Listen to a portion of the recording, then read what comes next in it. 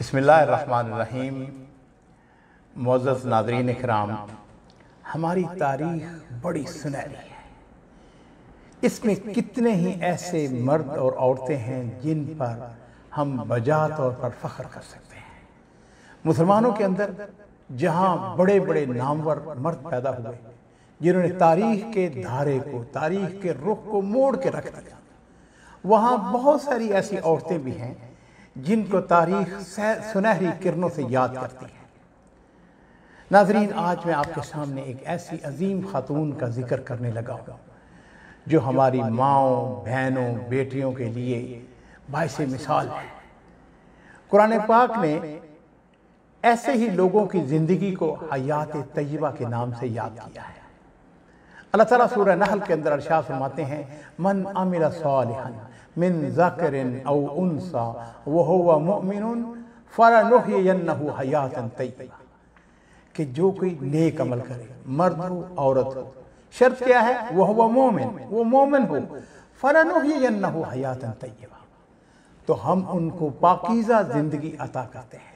وَلَنَجْزِيَنَّهُمْ أَجْرَهُمْ بِأَحْسَنِ مَا كَانُوا يَعْمَلُونَ، اور پھر قیامت والے دن ہم ان کو اتنا بہترین اجر دیں گے، بِأَحْسَنِ مَا كَانُوا يَعْمَلُونَ، اس سے بہتر جو دنیا کے اندر وہ عمل کرتے تھے۔ ناظرین کرام، آج میں آپ کے سامنے فاطمہ بنت عبد الملک بن مروان اس کے حوالے سے گفتگو کرنا چاہتا ہوں کہ یہ عورت ہماری ماؤں، بہنوں اور بیٹیوں کے لیے بلا شبہ ایک ایگزامپل ہے۔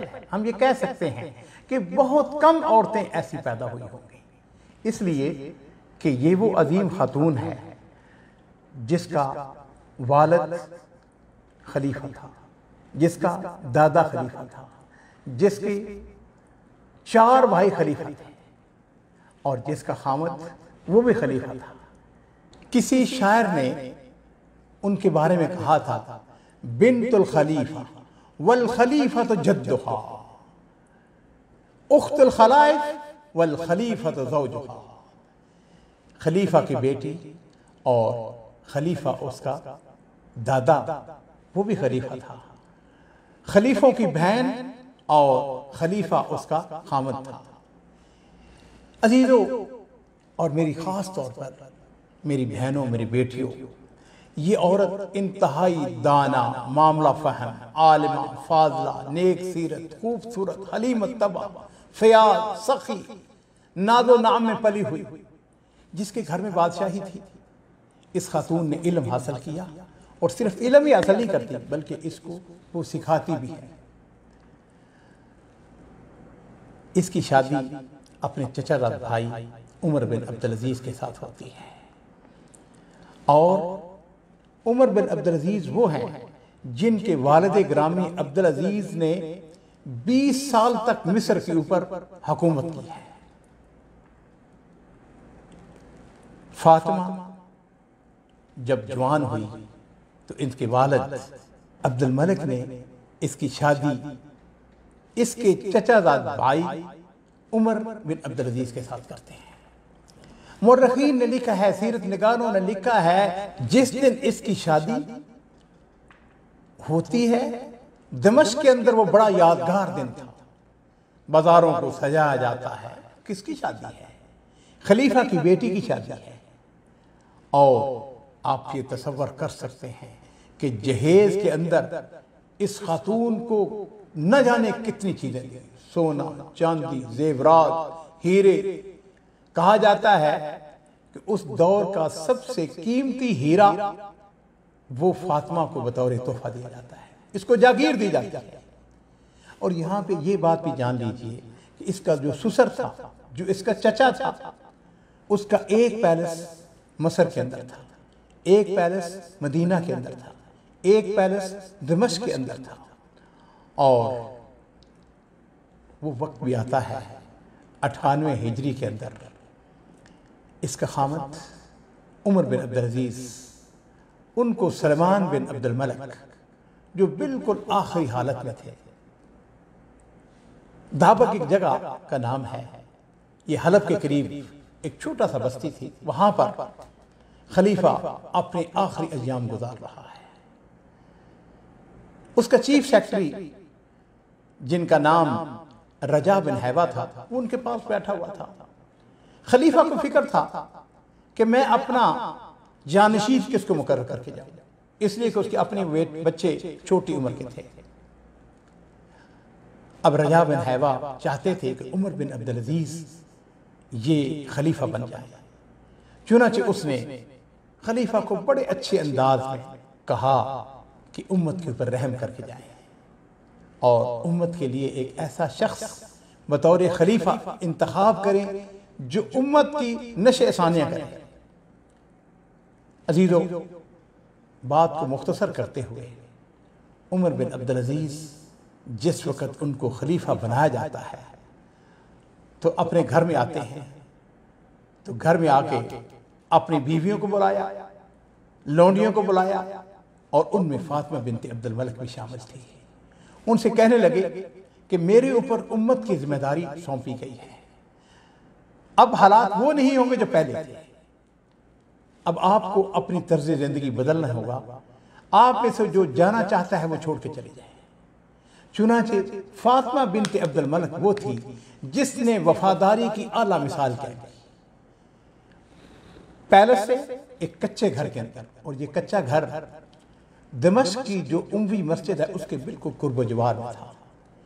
اب اس خاتون اول کی کیفیت کیا ہے کہ یہ گھر کی لپائی خود کرتی تھی اور گھر کے کام خود کرتی تھی، کوئی نوکرانیاں نہیں تھی، صرف ایک چھوٹا سا لڑکا تھا جو باہر دروازے کے باہر بیٹھا رہتا تھا۔ ایک دن عزیزو ایسا ہوا کہ ایک عورت ایران سے ملنے کے لیے آتی ہے، اس نے پوچھا لوگوں سے کہ کہاں خلیفہ کہاں ہے؟ تو جس وقت وہ اس کے گھر آتی ہے تو اس نے دیکھا کہ ایک آدمی، اس کے گھر کی غالباً دیوار گری ہوئی تھی یا مرمت کرنے والے تھی، وہ اینٹوں پکڑ پکڑ کے دیوار بنا رہا ہے اور ایک عورت اس کو اینٹیں پکڑوا رہی ہے اور اس نے اسے پردہ نہیں کیا ہوا ہے۔ تو وہ کہنے لگی کہ بی بی تو اسے پردہ کیوں نہیں کر رہی؟ تو کہنے لگی کہ یہ امیر المومنین عمر بن عبدالعزیز ہے اور میں ان کی بیوی ہوں۔ میرے عزیزو، ایک دن عمر بن عبدالعزیز نے ان سے کہا کہ دیکھو، جو زیورات تم کو جہیز میں ملے تھے وہ بیت المال کے ہیں، ایسا ہے کہ یا تو مجھے پسند کر لو یا ان زیورات کو بیت المال میں جمع کروا لو۔ اور وہ عظیم عورت فاطمہ بنت عبد الملک، اس نے کہا مجھے آپ کی رفاقت چاہیے۔ اس نے وہ سارے زیورات جو اس کی ملکیت میں تھے، جو اس کو تحفے کے طور پر ملے تھے، جہیز میں ملے تھے، وہ ہیرا جو بڑا قیمتی تھا، سب کے سب اس نے بیت المال کے اندر جمع کروا دیے۔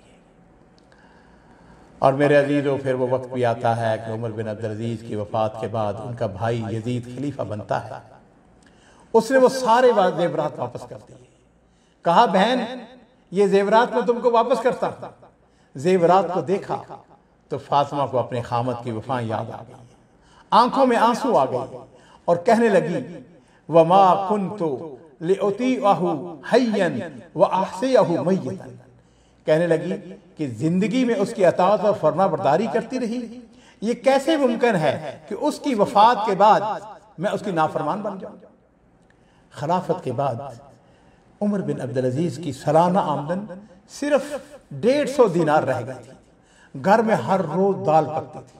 ایک دن ایسا ہوا کہ ان کا غلام، اس نے کہا فاطمہ سے کہنے لگا کہ یہ کیا ہوا، ہر روز دال ہر روز دال ہر روز دال، کھا کھا کے میں تنگ آ گیا۔ فاطمہ نے اس کے جواب میں کہا ناراض نہ ہو، امیر المومنین کی خوراک بھی یہی ہے۔ میرے عزیزو، یہ وہ عظیم خاتون تھی جس نے بادشاہت کو چھوڑا اپنے خامد کی رضامندی کے لیے۔ اس نے اختیاری طور پر فقر کو برداشت کیا، فقر کو اختیار کیا، اپنے خامد کی رضا کے اندر خوش رہی۔ اور اس کا کیفیت یہ تھی، ان کے پاس صرف 2 جوڑے تھے، ایک جوڑا دھونے کے لیے ہوتا تھا اور دوسرا وہ زیب تن کرتے تھے۔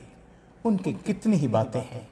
آج اس عظیم خاتون کو دنیا سے رخصت ہوئے سینکڑوں سال گزر چکے ہیں، آج ہم ان کو خراج تحسین پیش کر رہے ہیں، اور نبی کریم صلی اللہ علیہ وسلم، میرے ماں باپ قربان ہوں، آپ کی اس حدیث کو بھی یاد کر رہے ہیں کہ آپ نے ارشاد فرمایا الدنیا متاع وخیر متاع الدنیا المرأة الصالحہ، کہ دنیا جو ہے وہ فائدہ اٹھانے کی جگہ ہے، اور سب سے دنیا کے اندر بہترین جو فائدے والی چیز ہے وہ نیک اور صالح عورت ہے۔ اللہ تعالیٰ سے ہم یہ دعا کرتے ہیں کہ اللہ تعالیٰ اس عظیم خاتون کے درجات کو بلند فرمائے۔ میری بہنوں، میری بیٹیوں، میری عزیزات، اس کو اپنا قدوہ بنائیں، اس خاتون کے بارے میں مزید جانیے، مزید پڑھیے۔ اللہ تعالیٰ آپ کو جزائے خیر عطا فرمائے۔ وآخر دعوانا الحمدللہ رب العالمین۔